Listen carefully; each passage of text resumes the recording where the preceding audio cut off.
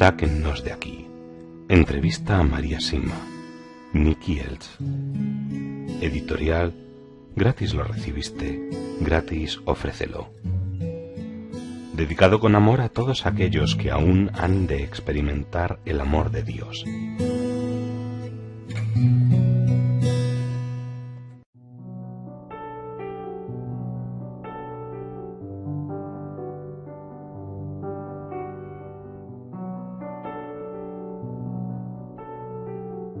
El matrimonio, la familia y los hijos.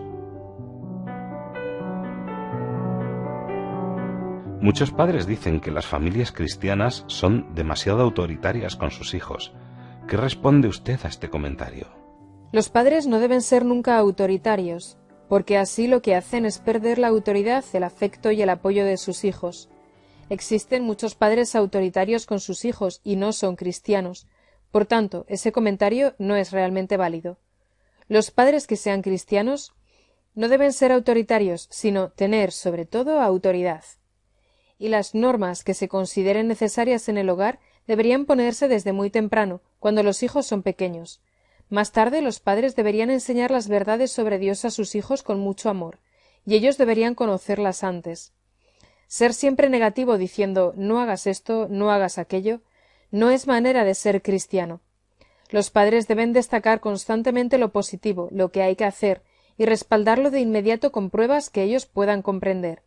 Hay que decirles que de esas acciones saldrá el bien.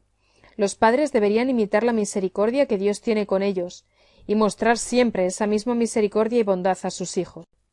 Todos sabemos las obligaciones que tenemos dentro de la familia, sin la cual la sociedad no tiene ninguna posibilidad, pero ¿por qué tenemos también la obligación de ayudar a los de fuera de la propia familia? El término familia es relativo. Todos estamos relacionados de alguna manera. No importa lo que los científicos puedan decir en contra. Todos somos una familia y solo una familia. Sobre esto, un alma del purgatorio me dijo que quien no hace todo lo que puede para el bien de los demás no tiene derecho a la vida. En nuestra búsqueda de la justicia de Dios, creo que las cosas son más claras cuando miramos dentro de la unidad familiar, como normalmente la definimos. Así que tenemos la responsabilidad y la capacidad de ayudar tanto a nuestros tatarabuelos como a nuestros tataranietos. En el caso de los tatarabuelos debemos rezar y continuar haciendo nuestras buenas obras. Y en el caso de los tataranietos podemos y debemos disponernos a vivir una vida llena de paz, fructífera, saludable y llena de felicidad. ¿Qué respuesta le daría a esos padres cristianos que con buena intención dicen que a los hijos se les debería permitir elegir la religión que quieran cuando sean mayores? Les diría que al pensar así están permitiendo que Satanás y esta sociedad secularizada aleje a sus hijos de la verdad absoluta sobre nuestro Dios amado.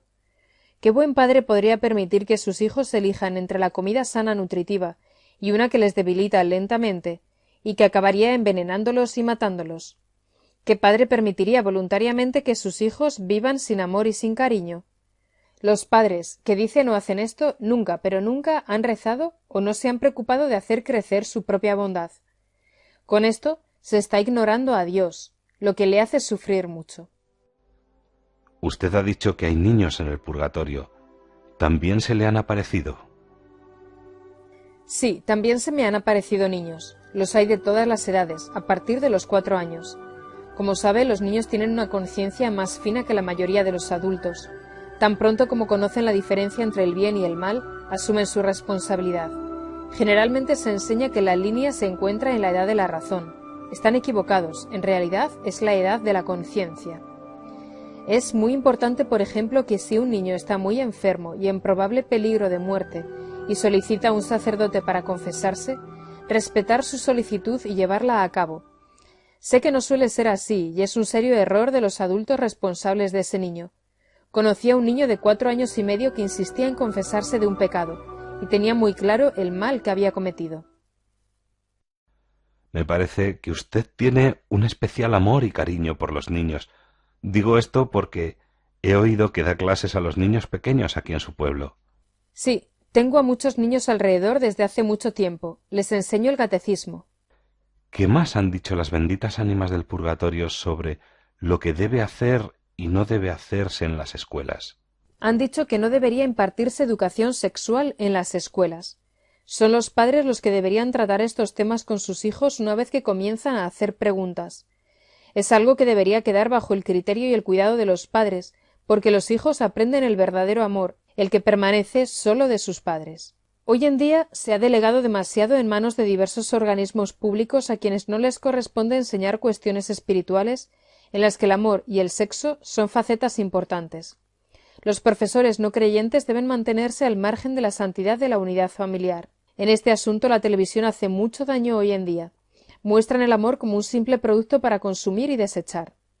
Esto es una gran distorsión y por tanto un pecado grave contra el verdadero amor y contra Dios mismo. Se le han aparecido almas que practicaron desviaciones sexuales. Sí, y deben sufrir mucho.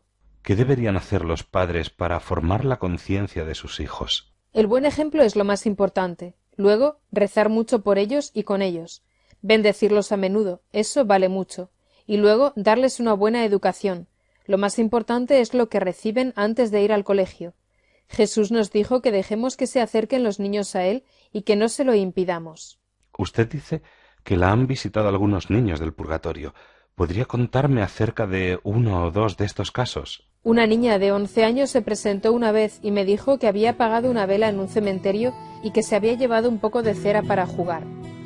Ella sabía que no debía hacer eso, y por lo tanto estuvo en el purgatorio durante un tiempo. Me pidió que encendiera 2 velas benditas y que soportara lo que fuera necesario para su liberación. Otra vez, una niña mucho más pequeña vino a mí, porque en Navidad le habían regalado a ella y su hermana melliza una muñeca con carrito a cada una, y su madre les había dicho que las cuidaran mucho. A esta niña en concreto se le había roto la suya, y para que no la pillaran cambió en secreto su muñeca con la de su hermana, que estaba bien. Esto es lo que tenía que reparar en el purgatorio, pero por supuesto yo recé y la ayudé en su camino. Otro caso, pero aquí hay más mensaje que simplemente que los niños van también al purgatorio. Había 2 familias que vivían una justo al lado de la otra. Una tenía dinero, la otra era relativamente pobre. Un día, la niña pequeña de la familia adinerada le dijo a su madre que quería regalar toda su ropa y todos sus preciosos juguetes a la vecina pobre. Su madre obviamente se sorprendió y le preguntó por qué quería hacer tal cosa. La respuesta de su hija fue que de esa forma podría ir siempre allí a jugar con la otra pequeña. Su madre respondió que la otra niña también podía venir a su casa a jugar. No, no, insistió, debo hacerlo, lo haré. Los padres hicieron todo lo posible para que cambiara de opinión, pero no tuvieron ningún éxito. Finalmente le dijeron, está bien, ve y hazlo, pero no esperes que volvamos a comprarte otra vez toda la ropa y los juguetes. Bueno, no hay problema, dijo la niña, y entregó a su vecina sus juguetes y su ropa. 2 días después la niña salió corriendo por la puerta de casa sin mirar, y murió atropellada por un automóvil. Sus padres, que estaban sufriendo terriblemente, vinieron a mí para preguntar por qué había sucedido eso. Accedí a preguntarle las benditas ánimas del purgatorio al respecto, y pronto me llegó la respuesta. Fue la siguiente. El sufrimiento por la muerte de su hija les ha garantizado que uno de sus hijos no acabaría definitivamente perdido. Por tanto, la muerte de la niña fue una reparación por adelantado por algo que Dios había visto que sucedería. Dios es un Dios que nos ama mucho, y ahora ambos niños, y no solo uno de ellos, estarán pronto con Él. Con respecto a la niña que robó la cera del cementerio, he notado que le pidió que usted encendiera 2 velas benditas por la que ella había apagado. ¿Es esto un ejemplo de lo que se entiende por reparación extra? Sí, exactamente. Anteriormente, dijo que los niños están más cerca de Dios y esto se debe a su inocencia. ¿Sucede también que los niños reciben gracias especiales por su buen comportamiento, provocado por el ejemplo de sus padres? Sí, y muy a menudo. Sé de niños que querían ir a misa todos los días y de niños a quienes les gustaba por decisión propia escuchar historias de la Biblia. Son gracias especiales. Algunas podrían considerarse algo extremas al principio, pero los padres nunca deben interferir en tales cosas y deben permitir que crezca la unión entre Dios y sus hijos, ya que es parte del plan de Dios para con ellos. He oído hablar de niños que querían arrodillarse sobre el suelo lleno de grava y rezar durante largos periodos de tiempo.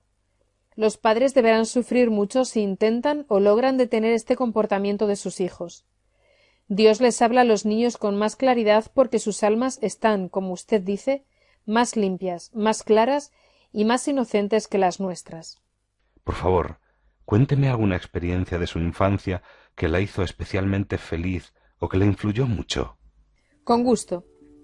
Uno de los momentos de mayor felicidad fue cuando tenía 15 años. Eso fue en 1930 más o menos. Uno de mis hermanos y yo estábamos trabajando en una granja en Baviera. Cuando solicitamos el trabajo, el granjero nos prometió que siempre podríamos ir a misa el domingo. Pero al poco tiempo comprendí que esta promesa era solo válida para mi hermano y no para mí. La mayoría de los domingos por la mañana la mujer del granjero enfermaba misteriosamente e insistía en que yo me quedara en la casa cuidándola en lugar de permitirme ir a la iglesia con mi hermano. Se acercaba la fiesta de Pentecostés y una vez más me pregunté qué iba a hacer la mujer del granjero. El sábado por la tarde se encontraba perfectamente, totalmente sana, y entonces supuse que al día siguiente podría asistir a misa. Tenía grandes expectativas. Pero a las 9 en punto del domingo volvió a enfermar de un misterioso dolor de cabeza o algo así. Y me dijo claramente que debía quedarme una vez más con ella, porque no podía dejarla sola estando enferma. Yo estaba destrozada. Alrededor de la 1 de la tarde se le pasó el dolor de cabeza y me dijo que me podía ir. Salí corriendo y me dirigí hacia un edificio en construcción donde en la parte de atrás había un banco con una vista majestuosa. Allí lloré llena de desesperación por no haber podido ir una vez más a la Santa Misa que yo amaba tanto, y justamente esa fiesta. De repente me rodeó una nube de palomas blancas que se posaron despacito alrededor de mí sobre el césped. Estaban por todas partes, en la hierba, sobre mi falda, todas alrededor de mí, por todas partes. Ha dicho una nube, María. ¿Cuántas eran? ¿50? ¿100? Oh, por lo menos 100. Al ver semejante belleza, no las conté, pero estaban realmente por todas partes, y se quedaron al menos 1 hora. Mis lágrimas se convirtieron en lágrimas de alegría, y estaba envuelta en tal felicidad que desapareció toda mi angustia. Luego se fueron. Se lo conté a mi hermano, pero a nadie más. A lo largo de las siguientes semanas, mi hermano indagó entre los granjeros vecinos si había palomas o pichones blancos en esa zona, y la respuesta fue siempre la misma. No había ni palomas ni pichones. No creo que ninguna otra experiencia de mi infancia me haya tocado tan profundamente como esta. Fue pura belleza. Vaya, veo que efectivamente le dejó una marca profunda, pero permítame continuar. ¿Es cierto que muchas de las apariciones oficiales han sido a niños? Sí, así es. Los niños están muy abiertos a la existencia de Dios y de todo su reino.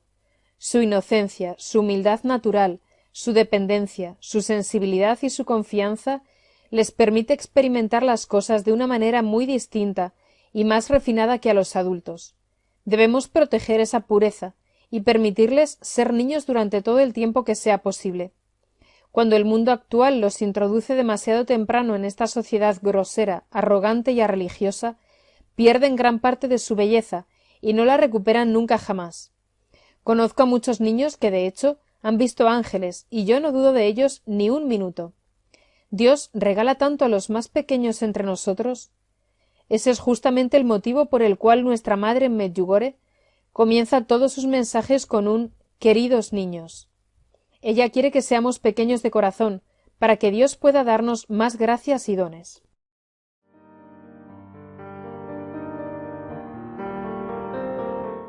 Trabajo y dinero.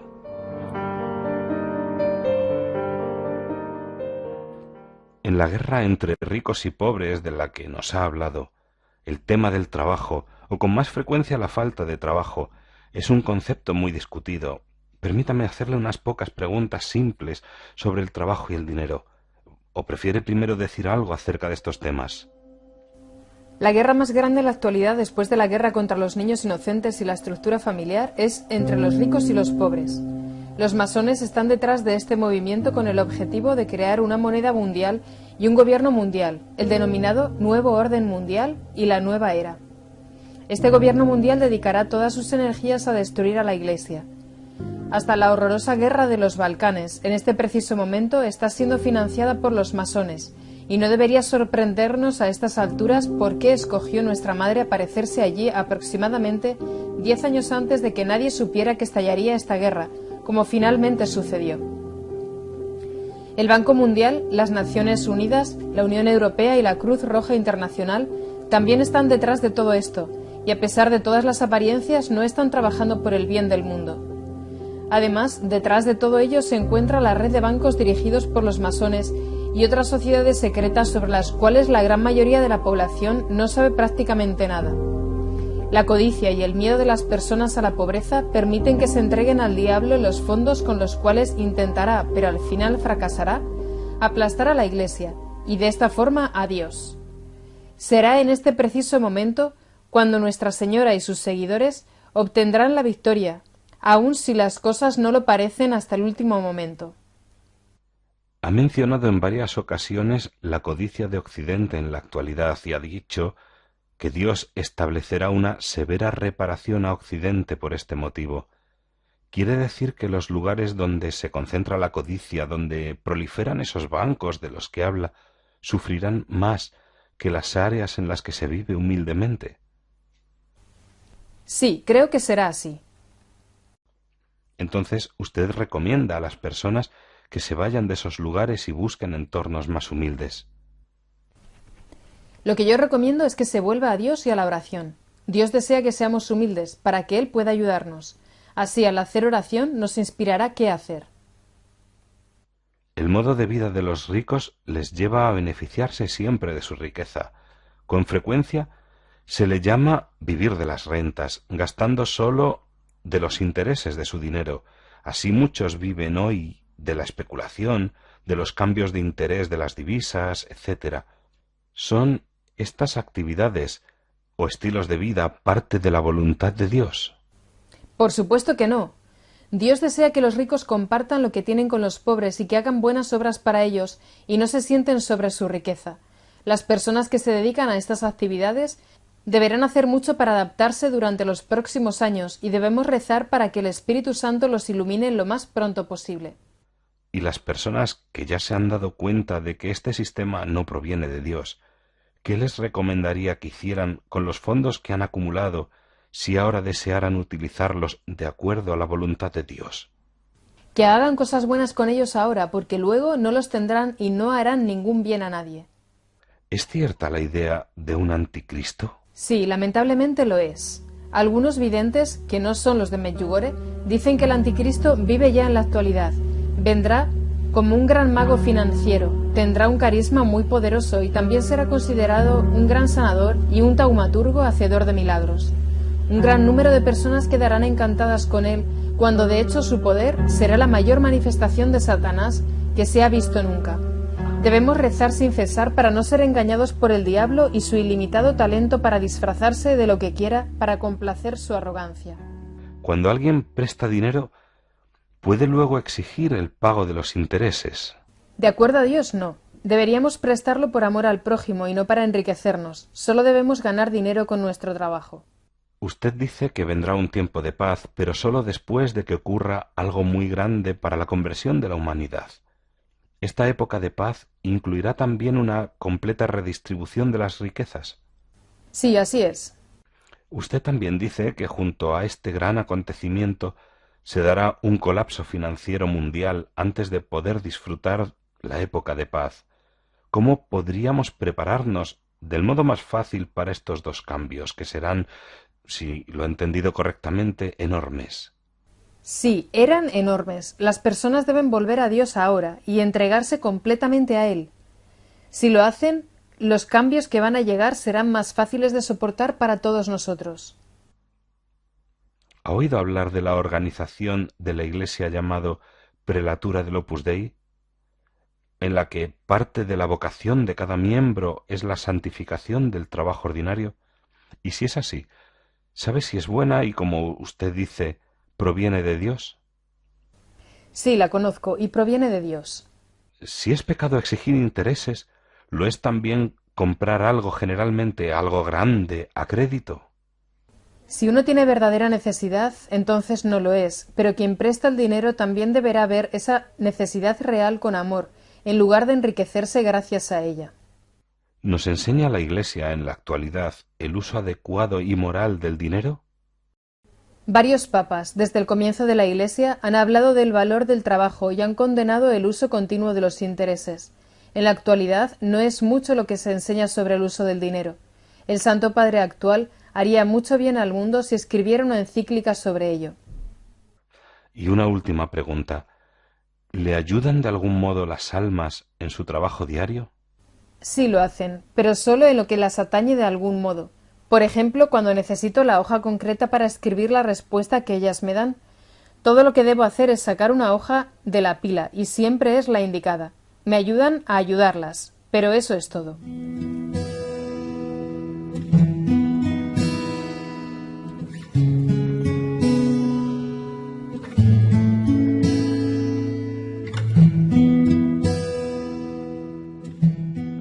Sáquennos de aquí.